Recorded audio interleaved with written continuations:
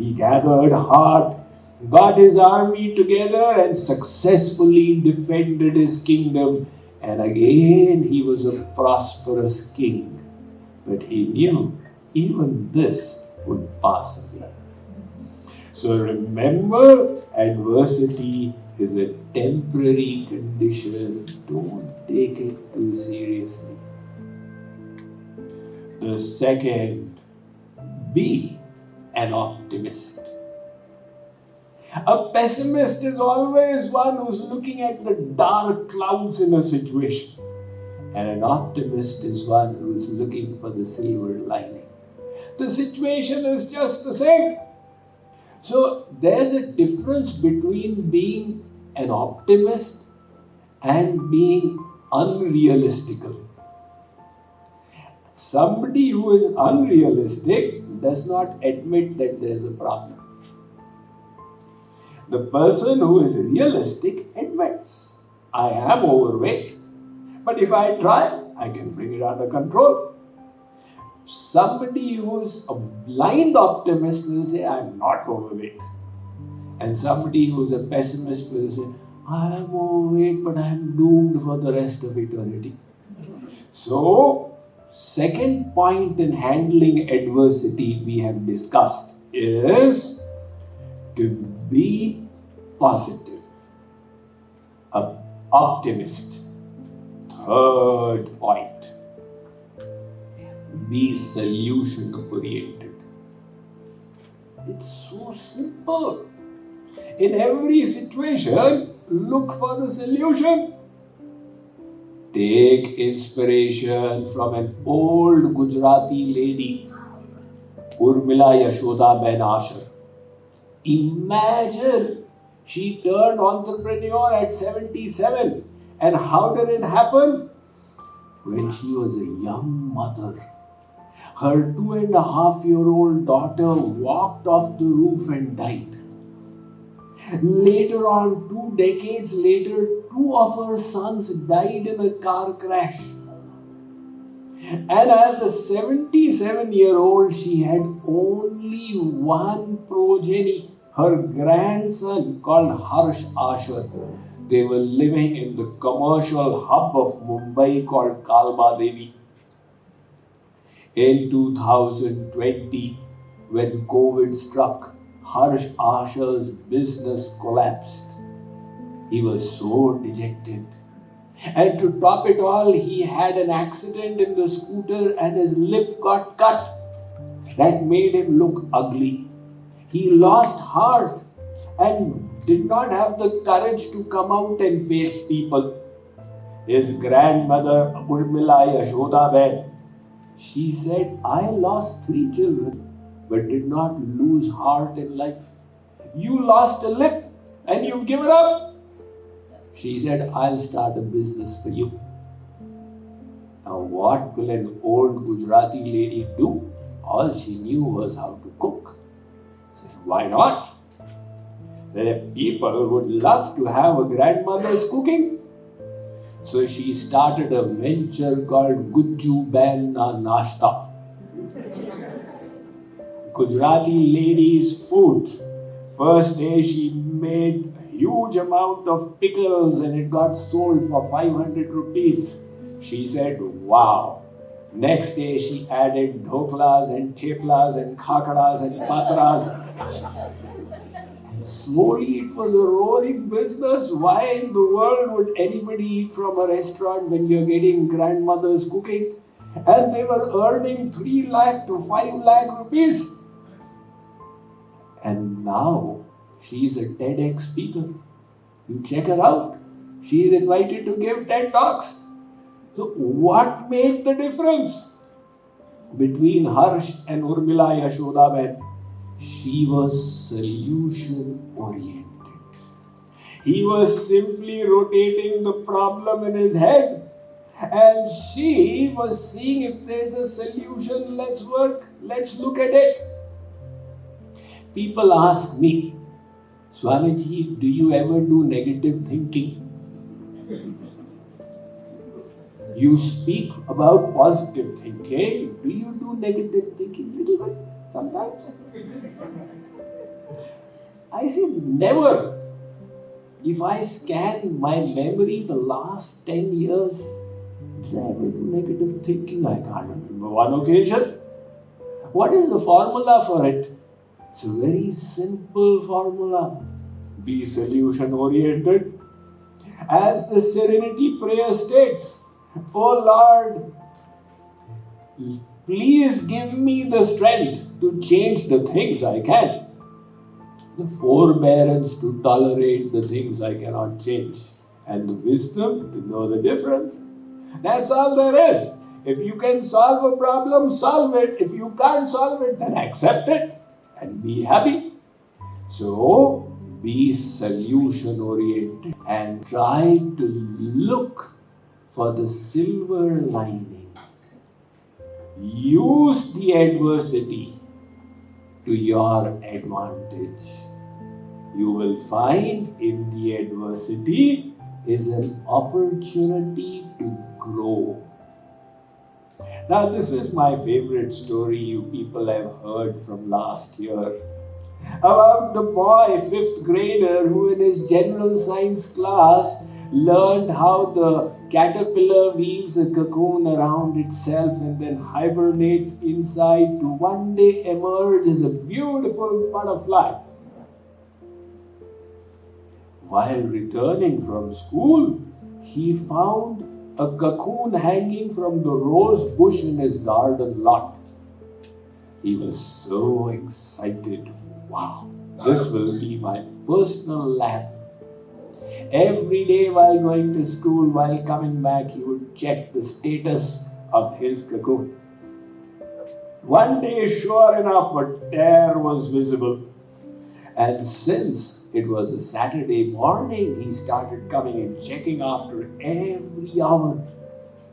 Until midday, the butterfly was visible. It was tearing apart its house of the last so many weeks to emerge in this world with all its beauty.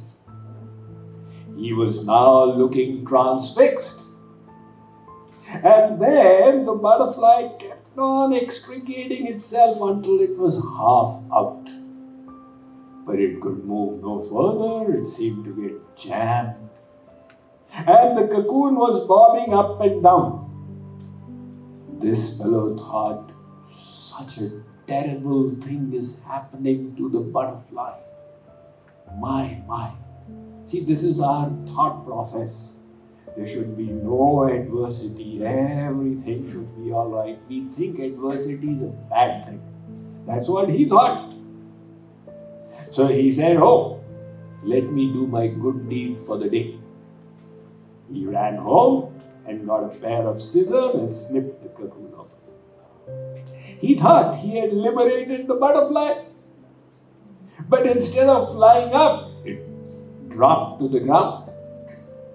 And then it started cringing around in circles. He said, "What is the matter?" And discovered that its stomach was swollen up and wings were shriveled. He thought this would soon correct itself, the wings would fill up and the stomach would shrink. But he did not know that this now would never be.